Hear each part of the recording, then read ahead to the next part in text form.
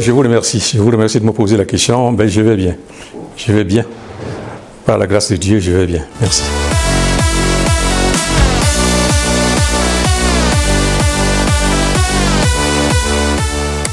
En fait, l'ambassade se porte bien, de façon globale.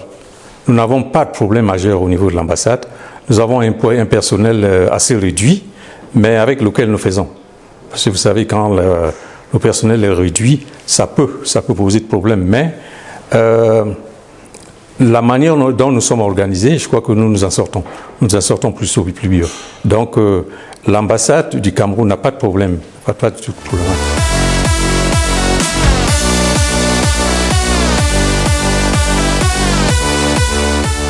Voilà, vous savez, nous avons plusieurs missions. Mission de représentation, qui est celle qui est la plus connue, c'est-à-dire nos rapports avec les autorités espagnoles. Nous sommes conviés pratiquement à toutes les réunions qui concernent la communauté, c'est-à-dire les missions diplomatiques. Nous sommes conviés à toutes les réunions, nous assistons à toutes les réunions. Et nous n'avons pas de problème majeur. Nous n'avons pas de problème majeur avec, disons que nous n'avons pas de problème en réalité avec les autorités espagnoles, depuis que je suis là. Avant moi, c'était un chargé d'affaires qui était là. Effectivement, quand il en est ainsi, vous arrivez, il faut très vite boucher les trous. Parce que vous comprenez, il n'a pas la main mise sur toutes les questions. Tout au moins, c'est ce qu'il dit. Quand vous arrivez, vous trouvez qu'il y a des points d'ombre qu'il faut très vite combler. Et c'est ce que nous nous sommes attelés à faire. Et je crois que nous l'avons fait avec beaucoup de satisfaction.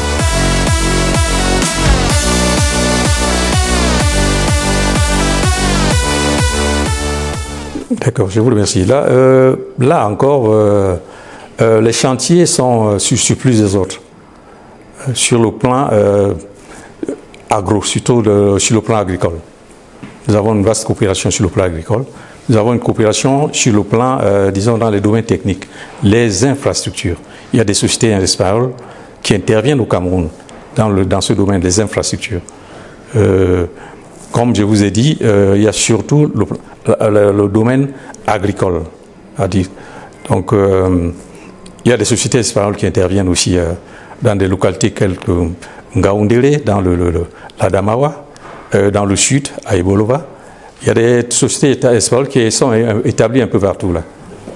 Bon, ce qui est sûr quand même, il y a de la concurrence. Et là, il faut compter là-dessus. Il y a la concurrence. Parce qu'ici, ils vous diront que non, nous sommes sur le terrain, mais il y a trop de Français, il y a trop de Chinois. Bon, on leur dit, mais faites aussi. C'est la concurrence. On n'y peut rien, Bon, c'est les réalités. Donc, ils ne devraient pas s'en plaindre. Ils le disent tout le temps, mais c'est comme ça.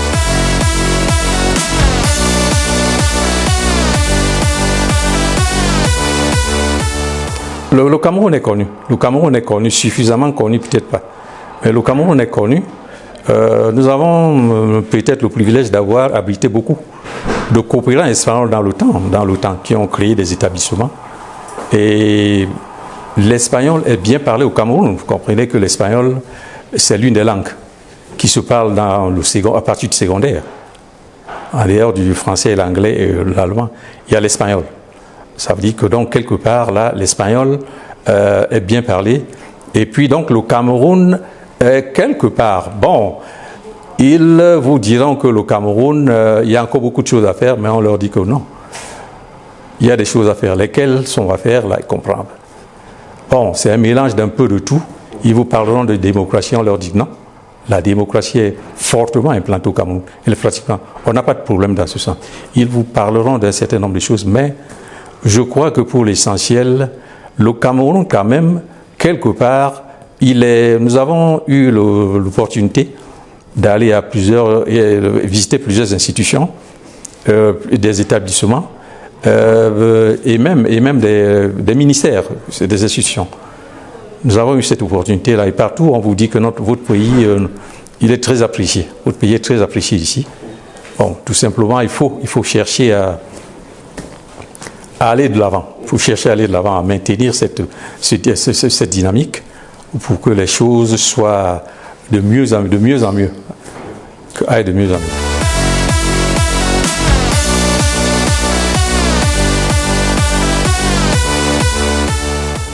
Oui, les Camerounais en Espagne, je dois avouer une chose déjà, c'est l'un des pays où il n'y a pas assez, la communauté camerounaise n'est pas très répandue. L'Espagne, c'est l'un des pays.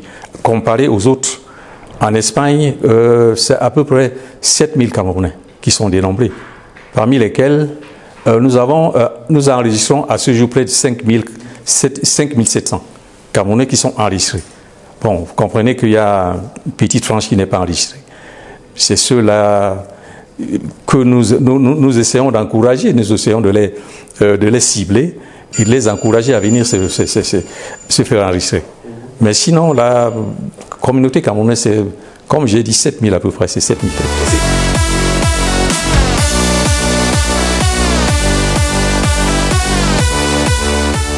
Oui, les Camerounais évoluent plus dans le secteur, disons, ils sont un peu partout. Hein. Les Camerounais sont un peu partout. Vous savez, la particularité de l'Espagne aussi, c'est que les Camerounais, les 75% viennent par la mer.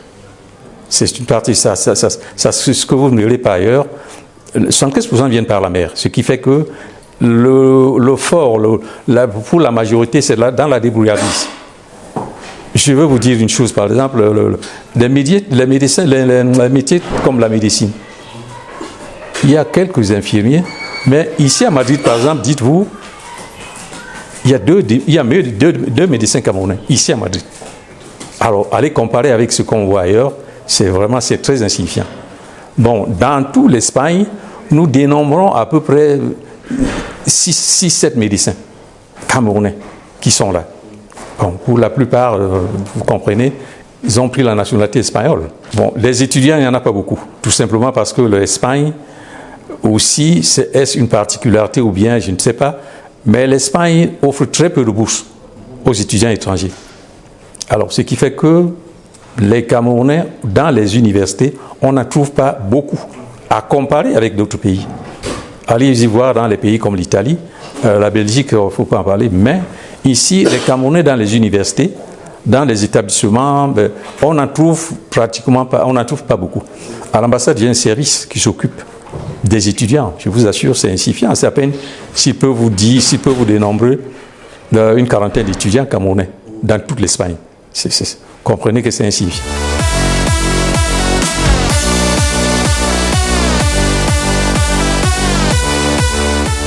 Bon, les problèmes auxquels ils font face, ils ne sont pas très disés dans ce sens. Ce qui est sûr, ils n'ont pas de problème au niveau de l'ambassade. Quand ils peuvent venir à l'ambassade pour des doléances ou bien pour poser des problèmes, ils sont bien accueillis. Bon, les problèmes, c'est tout simplement, pour certains, il y a le chômage.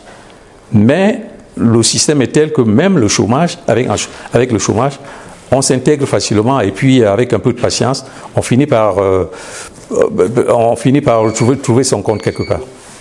Donc, les Camerounais, jusque-là, peut-être qu'ils ne se confient pas, mais ils ne me donnent pas l'impression d'avoir beaucoup de problèmes ici. Ceux qui sont là s'en sortent bien.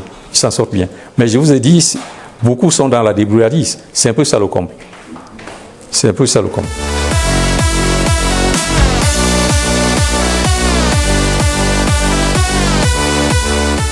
Oui, le souhait, notre combat du moment, c'est de pouvoir rassembler les Camerounais autour d'une association, ça vous comprenez, un groupe, une vaste association. Il y a des petites associations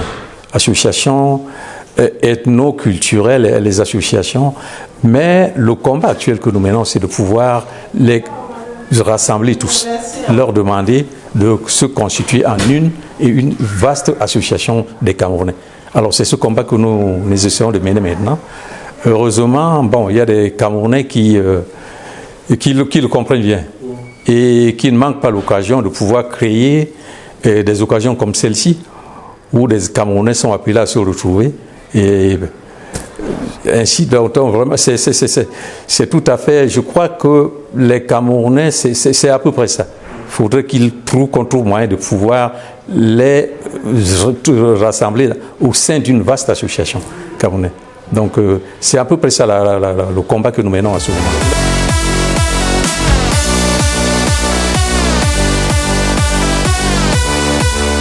Oui. C'est pourquoi nous n'hésitons pas à encourager les Camerounais assez dynamiques tels que le M. Moukala. Vous voyez ce qu'il fait. C'est la deuxième fois que j'assiste à là.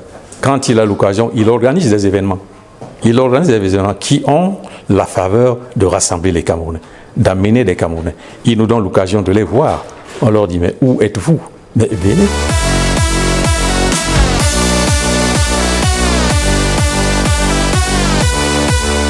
Non, on n'hésite pas du tout. On n'a pas intérêt à hésiter. On n'hésite pas du tout.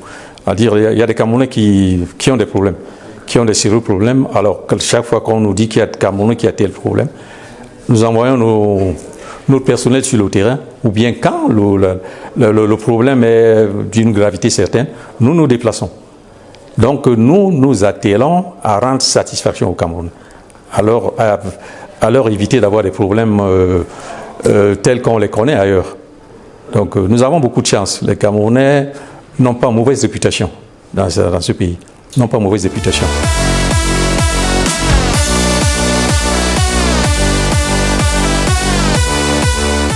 Bon, vous comprendrez que peut-être ici, ça dépend de la politique locale, hein, la politique ici en Espagne. Comme je vous ai dit, les offres de bourse sont rares. Comprenez que c'est un peu ça. C'est-à-dire les étudiants camerounais peuvent bien vouloir venir ici, mais venir dans quelles conditions? Les offres de bourse sont rares, contrairement à ce qu'on voit dans d'autres pays. C'est déjà ça. Bon, maintenant, les conditions d'accès dans les universités, dans d'autres là, ne sont pas faciles du tout. Il est arrivé que nous soyons obligés peut-être d'intervenir, parce que tel qui arrive et qui dit remplir toutes les conditions ne peut pas s'inscrire dans une. Nous intervenons et ça marche toujours. Donc c'est à peu près ça. C'est comme ça que nous essayons de voir ça, parce que nous avons vécu ailleurs. Nous avons vécu ça ailleurs. Quand le pays offre des bourses à des étrangers, ça fait qu'il y a des étrangers arrivent. Les étrangers arrivent. Bon, mais ici en Espagne, les Camerounais qui viennent passent par la mer. Comme je vous ai dit, 75% viennent par la mer. Il y en a qui viennent normalement. C'est-à-dire qu'ils remplissent les conditions qu'il faut, vous avez les conditions pour faire les études dans des bonnes conditions. Vous vous rendez compte qu'il faut faire 2 années d'études d'espagnol à l'ambassade d'Espagne. 2 années, c'est-à-dire en termes de 6 mois. 6 mois. Vous faites 2 années d'études d'espagnol. C'est en ce moment que vous pouvez prétendre à vous faire inscrire dans une université. Alors, donc c'est autant de contraintes qui font que, bon, l'Espagne, c'est pas comme ailleurs. Ailleurs, ce qu'on voit ailleurs, c'est que bon, les conditions d'accès dans les universités sont faciles. Et puis, pour la plupart ici, l'espagnol donne beaucoup plus de facilité pour la langue espagnole. L'apprentissage de la langue espagnole. Alors pourquoi ne pas... C'est aussi ça, quand nous allons dans les réunions, nous essayons de poser le problème. Nous souhaitons que les étudiants viennent ici faire dans les métiers, le domaine scientifique, qu'ils s'inscrivent dans des matières scientifiques. Alors, c'est pas facile, ça, c'est pas donné du tout. Les conditions sont tellement difficiles que, bon, ceux qui viennent pour apprendre la langue espagnole peuvent encore venir. Mais quand c'est autre chose, ça devient compliqué. Ça devient compliqué. Bon, c'est pas pour tirer pour l'Espagne, c'est leur manière de fonctionner. C'est leur manière de fonctionner. Ça s'applique un peu partout, pour tous les étrangers.